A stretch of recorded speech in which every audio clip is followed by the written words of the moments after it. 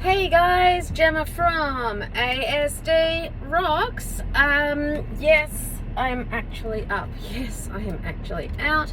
And yes, I'm actually going to talk to you about something other than myself that is going to help you.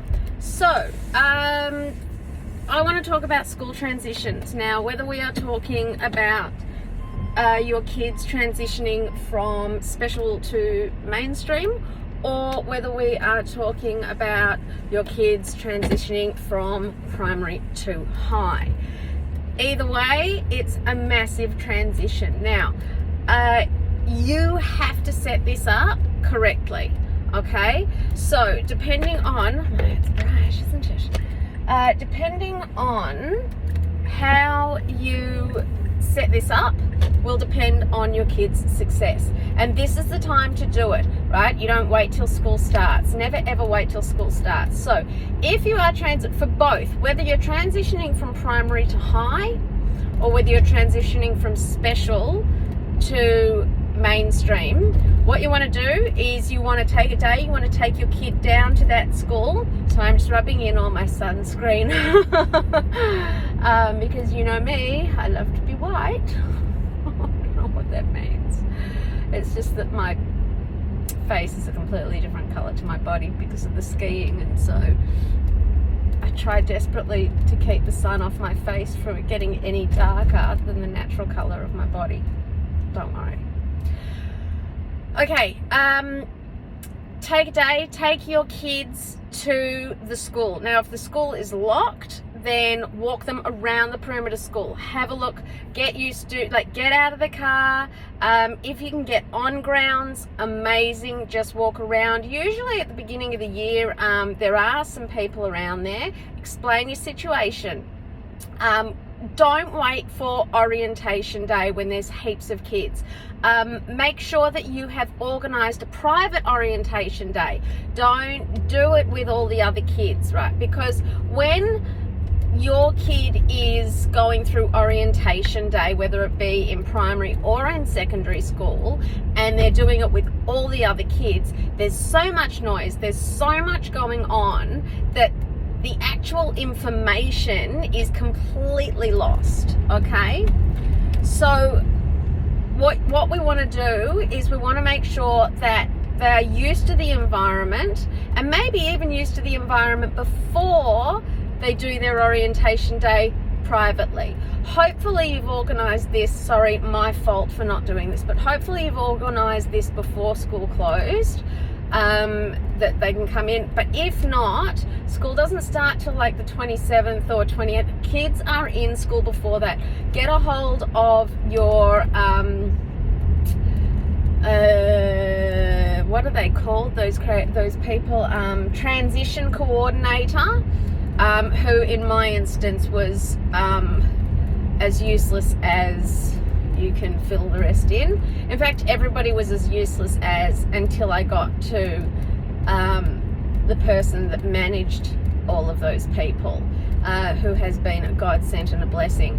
However, so go to the school. If you can get access to the school, just the two of you, fantastic. Walk around the school, get used to an area which might be a playground. Go and have a look at the different, the classes will be locked, that's not a problem. Look through the windows, get used to the area, sit down at a nice place, have a lunch. You never know, that might be the spot that kid decides to have lunch at all the time. So really important to go and do your very own orientation. Then once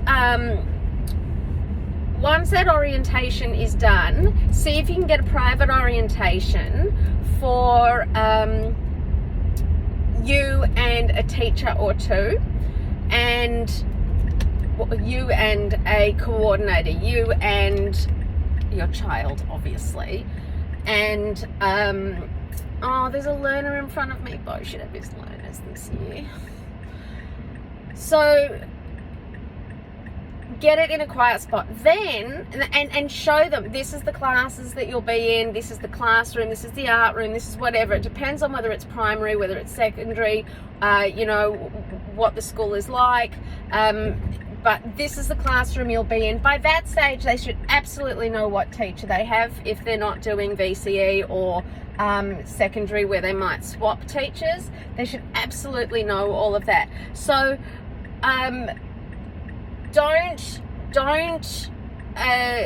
don't wait until the actual term starts.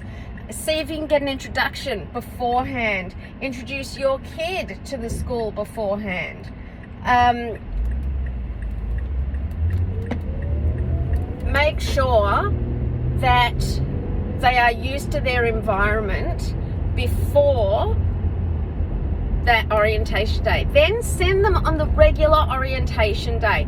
Because they already know the important things, they will handle what they have to handle, what they have to get used to, and that is the noise of it all, right? The sounds, the noise, the kids all yelling, screaming, all that stuff. Old kids seeing old friends, new kids not knowing who or what to speak to, them feeling confused, especially if they're transitioning from either special school into mainstream school, not right at the beginning, so they haven't got any prior friends or anybody that they know. If they're transitioning from, it'll be really interesting because Finn is transitioning into high school and he has no friends. None of the friends from that school, because of the distance, are going to this school. So it's going to be really interesting to see how he develops, maintains friendships or starts friendships. He can actually be incredibly, incredibly shy. Okay, so that is step number 1, orientation. Get it done before I keep turning my heating up, but so that you can't just hear the rushing of the aircon, but it just keeps getting hotter in here.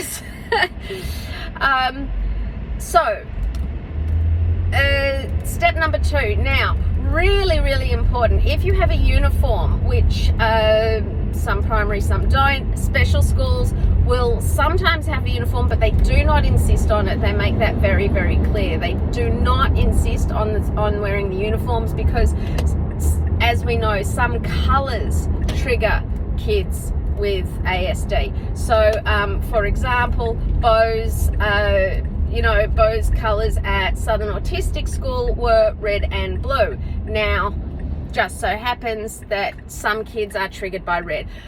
Put them in their uniform when you go to school. Before you go to school for the orientation, put them in their uniform and get them used to that routine of being in that place in that uniform. It will help you. It'll help you when you say, okay, we've got to get ready for school. It will help you for them because they're going to automatically know. So don't take them in casual clothes to walk around and check out the school. Take them in their uniform and do it a couple of times, because the first day of school, the last thing you want is to be struggling with this kid putting on itchy, new, unwashed, whatever clothes that they're not used to. Set yourself up for success in this matter, because it's a massive thing. The smallest things that can just boom cause. Like I said, take a lunchbox so that you can sit down together and have lunch in his uniform. Put it in his school bag, her school bag, and have lunch there together. Go home, take your school uniform off. They get that understanding of that separation. Okay, specifically primary to secondary, there's going to be a lot of changes, massive changes. The number one thing I actually want to talk to you about is shoes. Primary schools often allow kids to wear runners for school. Secondary schools do not, all right? So you have to break these shoes in. You have to go and get them school shoes. Do not do it a week before school. You have to break these school shoes in. Now, the closest shoe that you can get to a runner, so it's the softest leather and the highest ankle support and still looks like a shoe, like a school shoe, is an Ascent school shoe. It's I'll send a picture of the box. Ascent, and they sell them at Foot Locker. Okay, Ascent school shoes. They're the softest ones there are. that aren't, you know how new school shoes, especially Clarks and things like that, always used to give you blisters and things like that. You do not want this. You want them to be as comfortable as possible. So go out, get your school shoes. If we can't tie laces yet, okay, which was still an issue for us in year 7, if you can't tie laces yet, well, you know what, you can start your practice. You've seen how I did practicing with the box, the big shoe box, and I cut up. I'll repost some of that for you instead of scrolling through thousands of videos. But this is the time to practice. No big deal if it doesn't happen. Look, we tried those other types of shoelaces, you know, the ones with the pull. They didn't work. They didn't have a strong enough grip. We tried loads of different kinds of shoelaces. Honestly, they didn't work. Only shoelaces worked. Now, there is a massive problem with shoelaces once again. Find the right shoelaces. School shoelaces can be too short. They can be short and they can be round. Very different to runners. However, laces that are too long will cause anxiety because they will drop along the ground. If you have school shoes that have Velcro on them, even if they're black, your kid is going to be a social pariah. That's the way it is. And you know what? Sometimes we can't help that. Sometimes there's nothing we can do about those sorts of things. But we want to try and assimilate our kids in the best way we can. We don't want them being picked on. We don't want them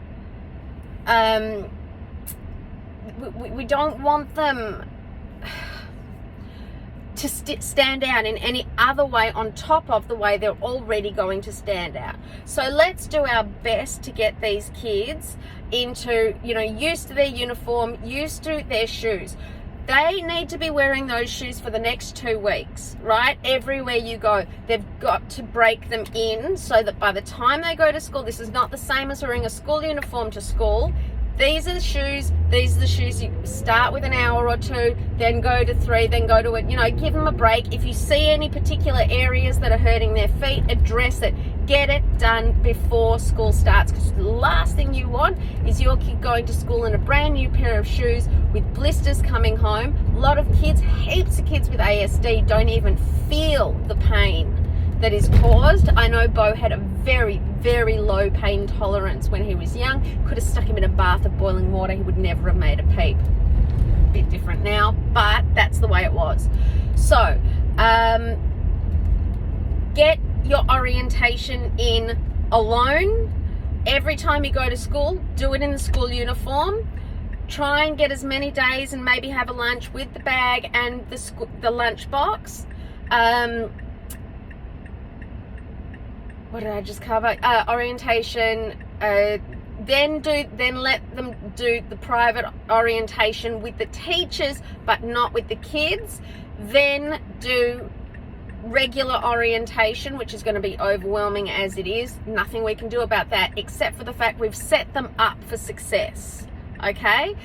Then uniforms, make sure those uniforms are well worn in. There's no problems, there's no tags, there's no labels. If you need to replace buttons because they haven't got the dexterity for the buttons, guys, best way to do it is on the inside of where the buttons are, you put a Velcro strip, and on the other side where the buttons, the holes where they would go through, you put the other Velcro strip so it looks like it's been buttoned up. Okay, same with pants.